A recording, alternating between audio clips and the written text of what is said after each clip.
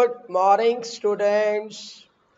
Beta, today we are going to start with the next chapter, that is poverty. It's a very important chapter, very knowledgeable and very interesting. So let us start with the chapter poverty. First of all, question comes in our mind, what actually means of poverty? My dear, poverty means the situation where a person is not able to fulfill his basic needs. What are basic needs? Food, shelter, clothing, health, education. If the person is not in the position to get all these, so we say person is in the situation of poverty.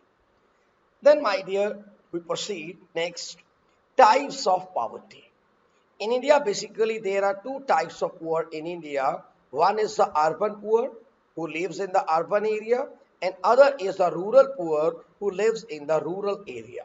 So let us see what kind of person lives in urban area and rural area who are considered to be as the poor.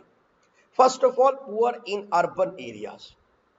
In urban areas, we have so many laborers who are doing some casual jobs and some self-employed person like push cart vendor, steel cobbler, also rag pickers, beggars. So these are some categories of the people which do not have any asset. They are just you say living below the poverty line, and they don't have the resources to even fulfill their basic requirement, as we discussed earlier, food, shelter and clothing. Then, my dear, comes the further. Next is the poor in rural area. When we talk about the poor in rural area, it includes landless agriculture laborer, cultivator with very small land holding, tenant cultivator with small land holding. So these are the people who are in the position, really worst position, and they are not able to get the even minimum basic requirement, and that is why they are considered also as the poor. Then we proceed further and we discuss about the some common characteristics of poor people. What are the common characteristics of poor people? So number one, hunger, starvation, malnutrition. Number two, poor health. Number three, limited economic opportunity. Number four, they are usually in the debt trap, lack of facilities of electricity, water, gender inequality, and the bigger families. These are some common features of the poor people. Let us see one by one. So first of all, I tell you, the poor people, the first feature, they are facing the situation of hunger, starvation, malnutrition. They don't have the enough money, so resources, so that they will get the proper food and food requirement. And in that condition, they are really facing the problem of starvation, malnutrition. You see the picture, and you will find the poverty, what a situation they are not in the able to get even proper food. Second, my dear, comes the poor health. So they are physically weak. Obviously, when a person is not able to get the proper food, so how can they have a good health? So their health is very poor. Physically, they are so weak.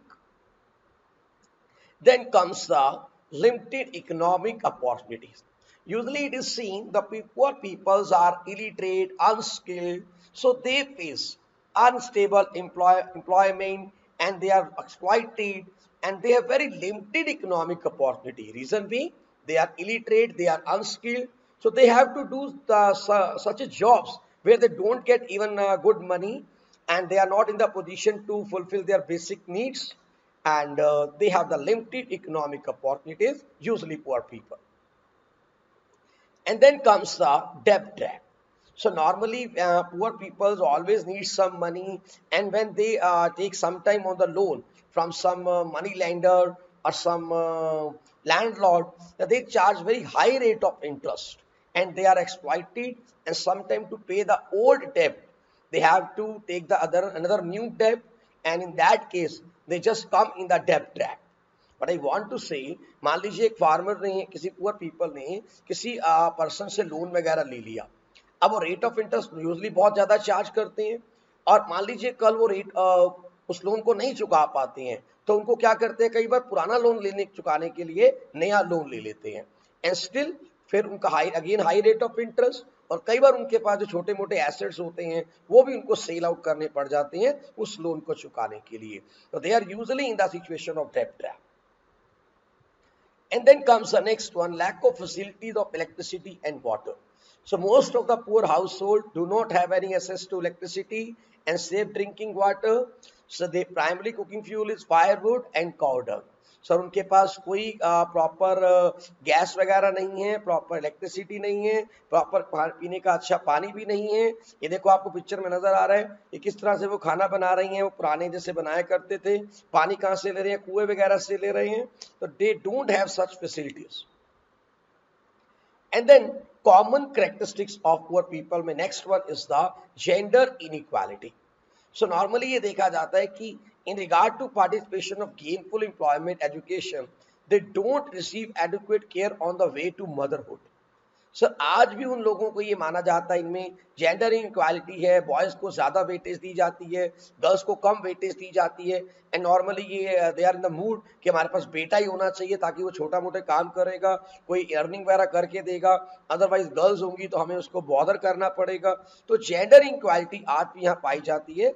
Women's को weightage कम मिलती है, उनको वो right नहीं मिलते जो actually उनको मिलनी चाहिए among the poor people. Then next one is the bigger families.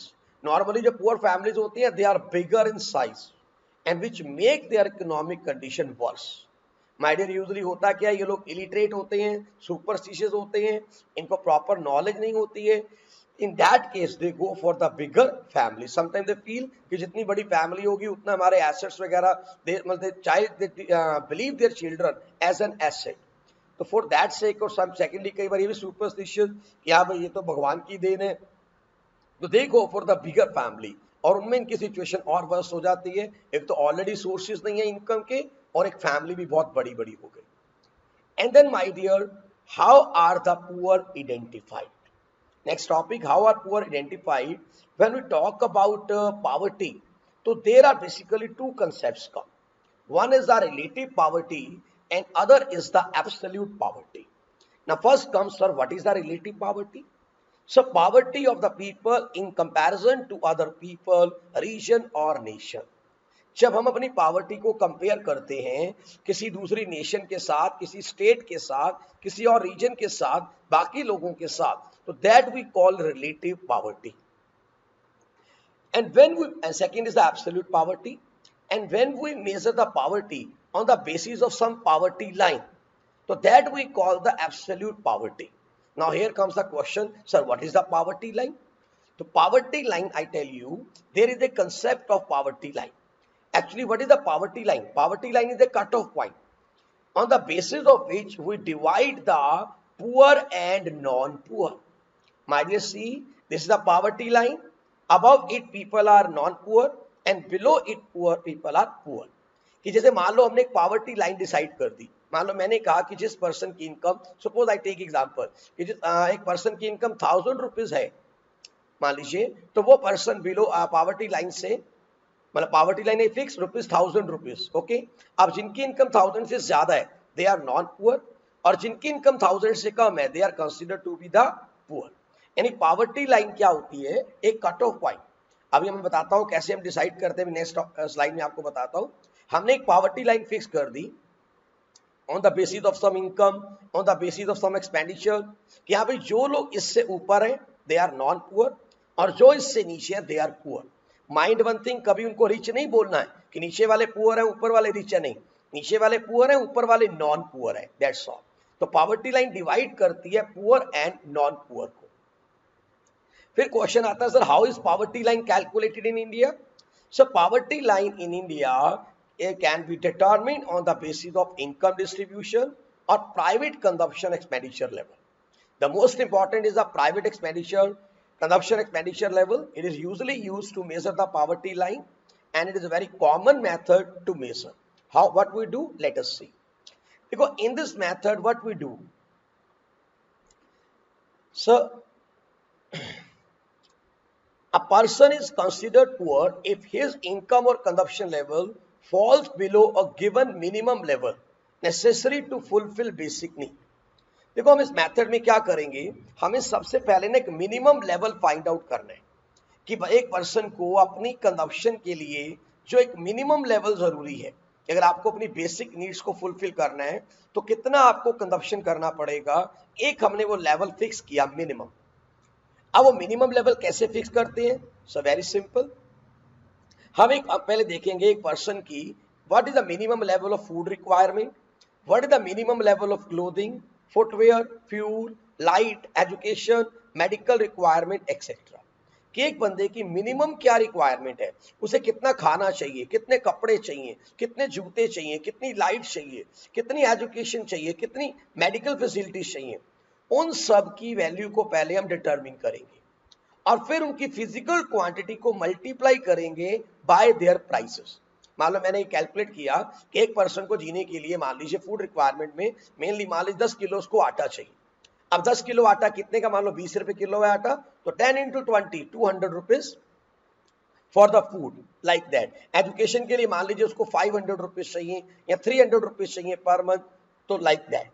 तो आपने क्या करना है, पहले जब पॉवर्टी लाइन फिक्स करनी है सबसे पहले ये देखना है कि एक पर्सन को मिनिमम बेसिक क्या रिक्वायरमेंट्स है, उन बेसिक रिक्वायरमेंट्स की वैल्यू को कैलकुलेट कर लेना है उनकी प्राइस से मल्टीप्लाई करके, और फिर उन सबको ऐड कर देना है कि मान लीजिए मैं कहता हूं कि 500 रुपए चाहिए फूड रिक्वायरमेंट के लिए, 200 रुपए चाहिए क्लोथ के लिए, फुटवेयर के लिए 100 रुपीज चाहिए, लाइटिंग के लिए 100 रुपीज चाहिए, एजुकेशन के लिए 500 रुपए चाहिए, मेडिकल फैसिलिटी के लिए 300 रुपए चाहिए, तो इन सबको ऐड कर दिया और जब इनको ऐड करके वैल्यू आई, my dear, that become the poverty line, कि अब जो इस लाइन से ऊपर हैं यानी वो बेसिक नेसेसिटी को फुलफिल कर पा रहे हैं, दे आर नॉन पुअर, और जो इसको भी पुअर नहीं कर पा रहे, they are the, my dear, below poverty line, they are considered to be poor.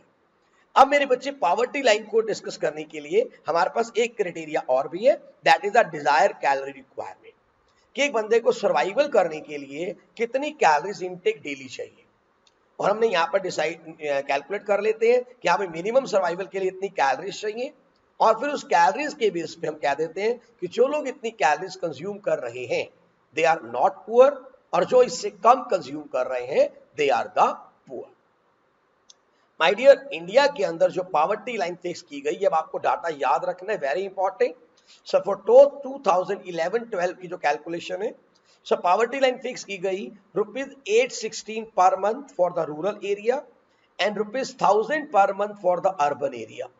अगर एक पर्सन गांव में रहता है और 816 रुपीज पर मंथ खर्च कर रहा है तो वो पुअर नहीं है, और अगर शहर में रहता है और 1000 रुपीज खर्च कर रहा है या उससे ज्यादा खर्च कर रहा है तो वो पुअर नहीं है।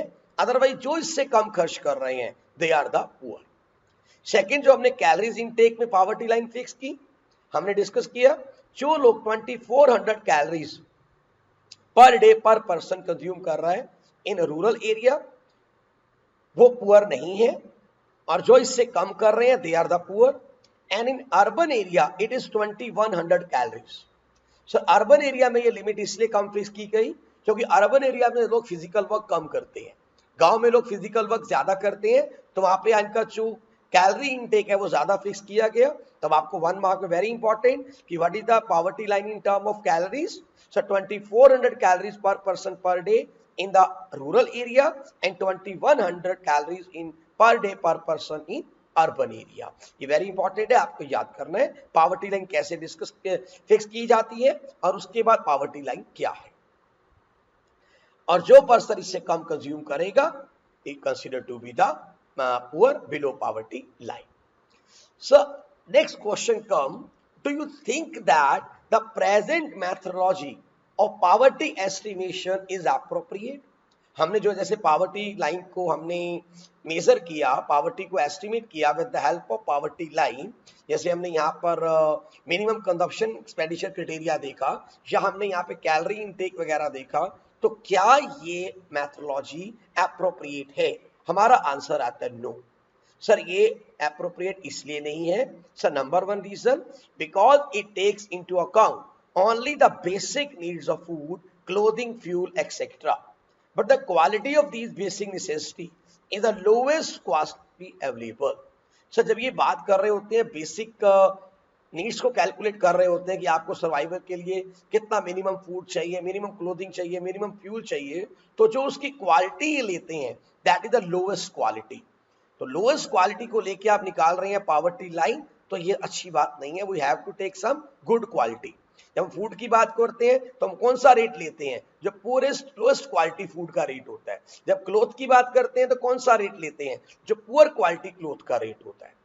Second, the amount which is fixed as poverty line does not include the margin for the constant price fluctuation.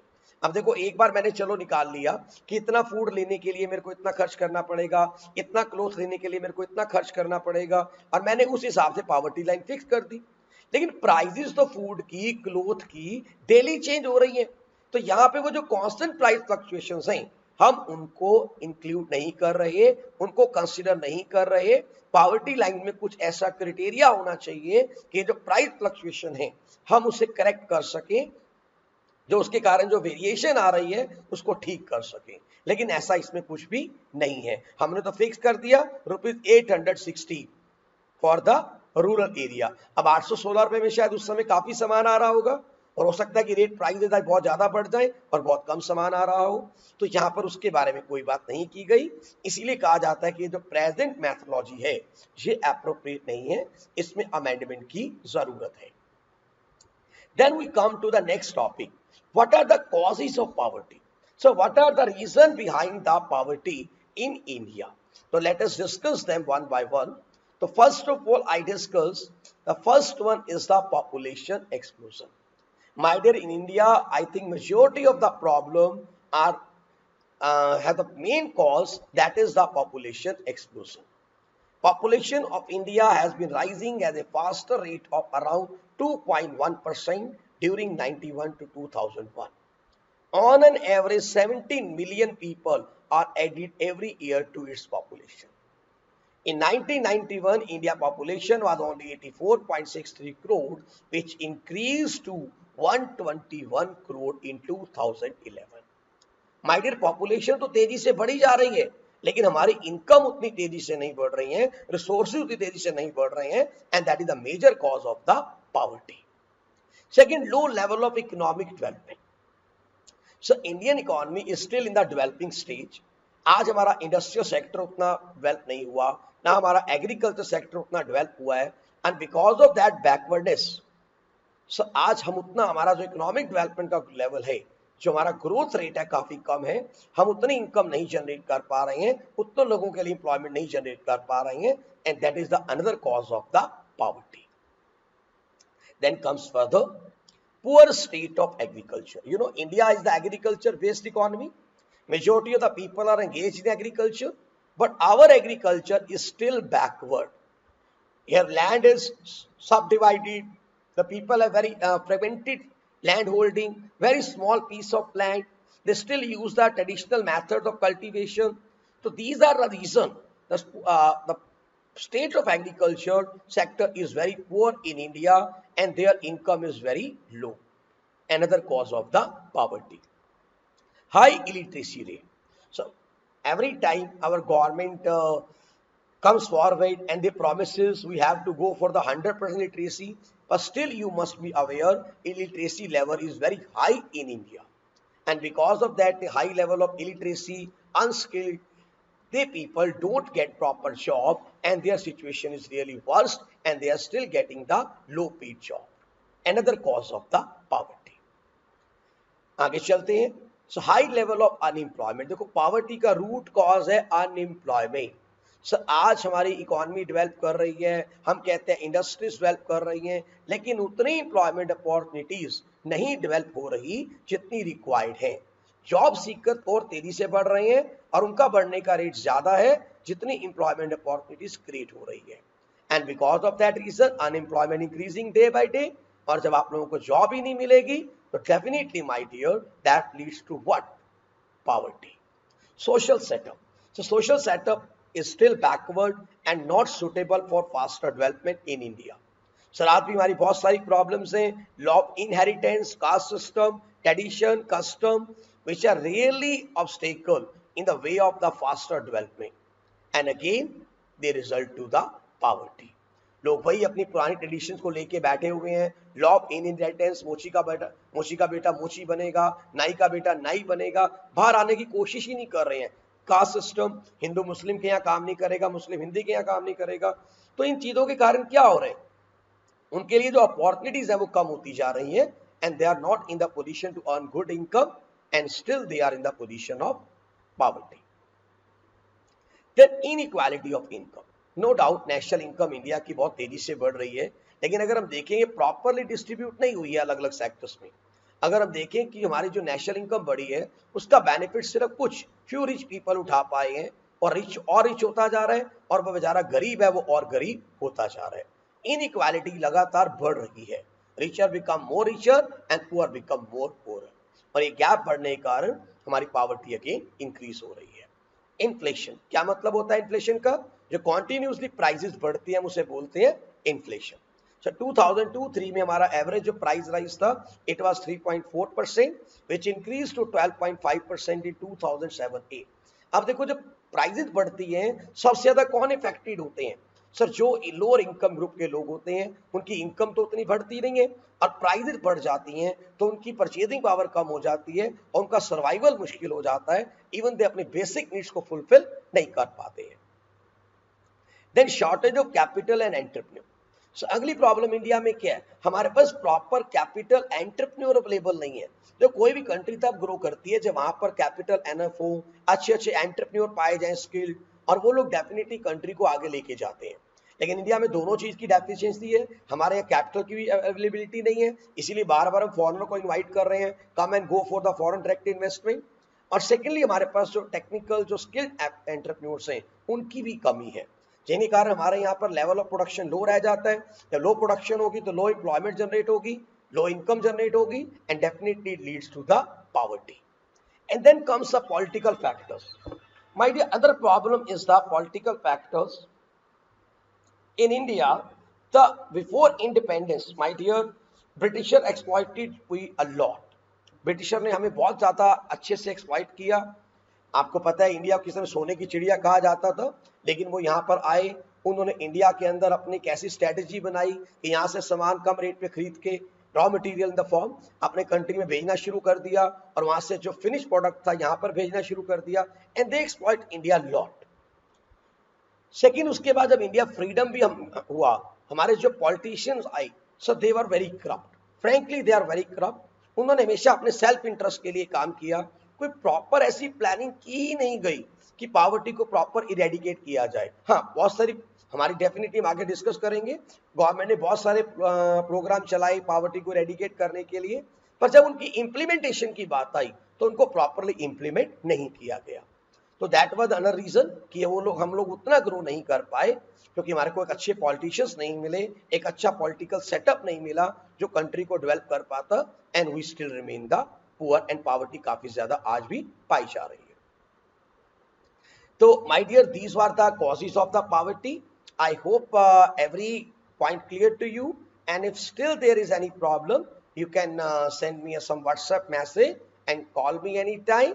So thank you very much. With this, I'm going to close down this lecture.